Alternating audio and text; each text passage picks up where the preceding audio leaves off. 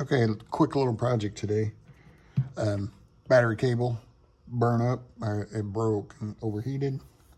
So I bought a new cable at O'Reilly's. It's a little long. I'd prefer not to have it, kinked or folded up underneath the car. So I'm gonna cut this off. I'm gonna crimp on a new end. Plus I don't like this end that's on here. This is a little, and I'm gonna waterproof it with some marine heat shrink, and should only take a couple minutes. I'm going to use a Harbor Freight hydraulic crimper. This is a pretty good tool for the money. It's my second one. The first one got flooded in a basement. So, all right, let's get started. First thing I'm going to do is just cut it to length. All right. So, I'm just going to give her a lop about right here. It's good enough. Get that out of the way. So I don't want to cut too much of the insulation back, right? So I want to cut enough so you can kind of see where the wire will stop inside. I can jam it up a little bit further. So I don't want a bunch of insulation exposed behind the terminal. So I'm going to cut it about right there. I'm just going to use a utility knife, score the jacket gently, and cut it this way, peel it off. I can always cut a little more if it's too short. All right, what I'm gonna do, so I can go back a little bit more with that.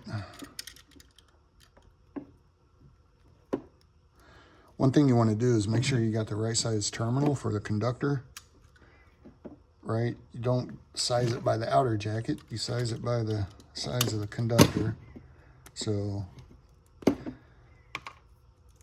this is a 5/16 hole, but it's for a number 4 conductor, and that's what these are number 4 cables. So, all right, so I'm good there. I can jam that in a little bit.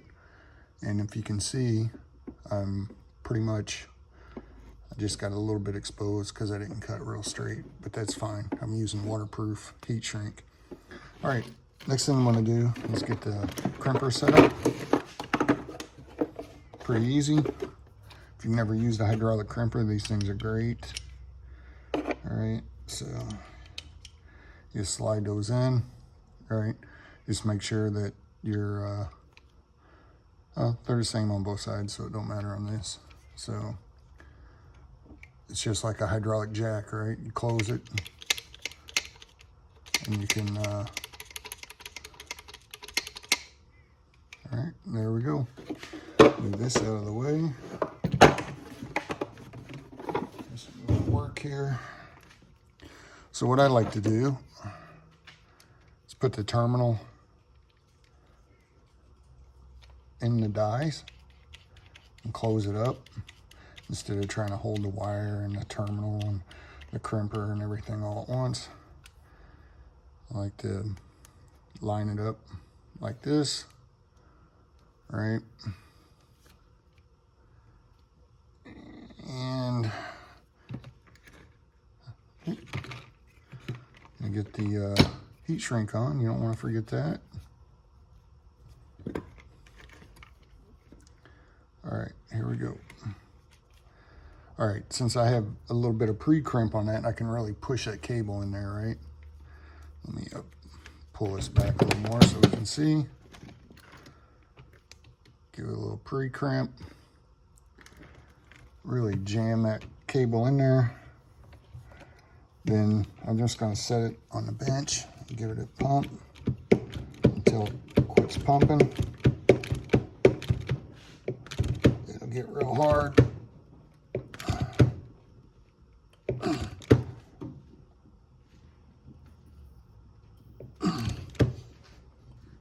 All right.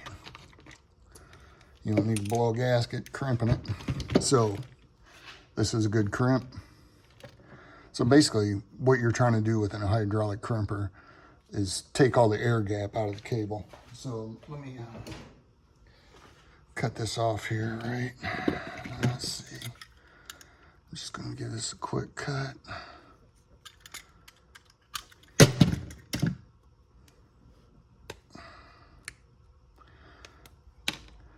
So if you look at this, there's air gap in there, right? If you don't give it a good crimp,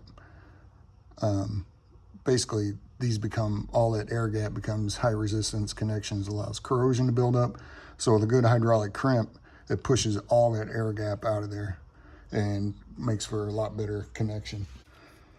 So, all right, let's move this. Uh-oh, there, it's going over there.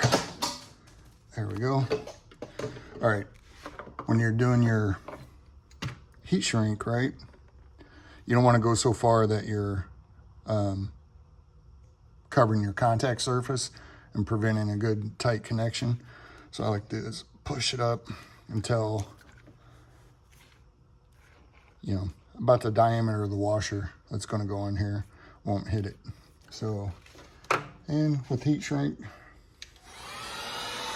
just using my cheap Harbor Freight heat gun, it's perfect for this. So I like to heat it up until I can see the glue on this marine style. See the glue starting to ooze out of the back, so it's good and hot.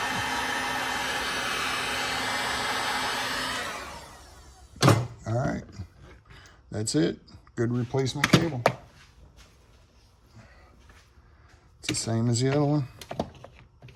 Same length, thereabouts. The new one's a little bit longer, but that's all right. All right, thanks for watching. Yeah, figured I might as well show connecting the new cable up. So I've got penetration through the wall of the buggy there, of the floor, and basically just gonna go back on a large starter post. That's the way I designed the wiring system on this. So I'll zip tie all this up, and so comes off the battery to the main starter post, right? And from there, it takes a smaller cable and comes up to the voltage regulator, okay?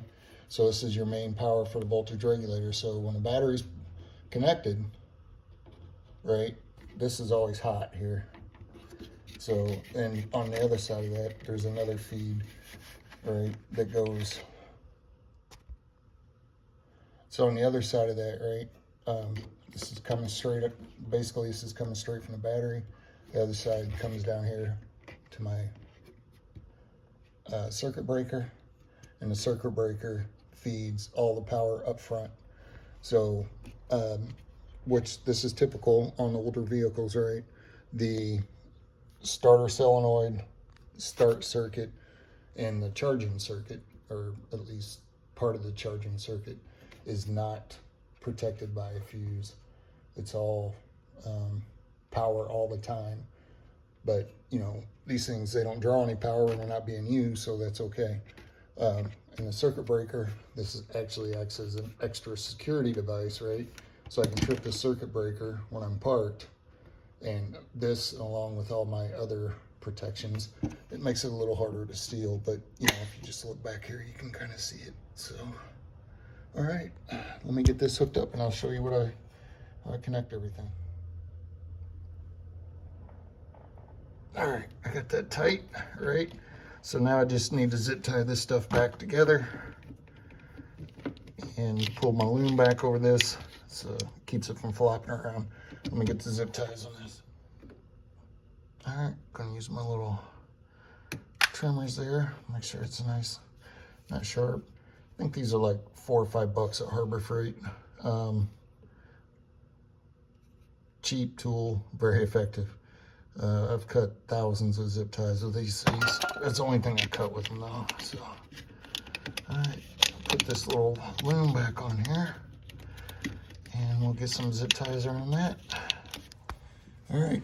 So when I'm putting the zip ties around this loom, I usually don't like this loom, but it was cheap and it was easy to get. So I like the mesh loom, like, I don't know if you can see it up here. this mesh style loom a little better, but I don't have any locally. So basically what I do, I squeeze the loom together, right? And I put the zip tie around it. I don't worry about, like, I'm not trying to squeeze the guts out of it. I'm just trying to keep it closed. So that's all there is to it. So just cut off all my doohickeys here. All right, let's go take a look at the battery. All right, I got the battery run through my hole. I'm gonna put a little grommet on that. But here we go. Make my connection. I'm gonna have to open that up just a tad. Get a good connection on there. All right, I'll get that tightened up and be right back. Okay, got it back on there. It's tight. Careful with these cheaper battery cables. I mean, you can't get much good of anything anymore, but they will break. That's what happened to my last one. Luckily, it didn't strand me. So the only thing I really have left to do is to tie this battery down. I've got this tie down kit. I'll get to it eventually. So that's it. Let's give her a shot and make sure she cranks. All right, ignition. Lights, neutral. No, I'm not neutral. Now I'm in neutral. All right, she cranks now.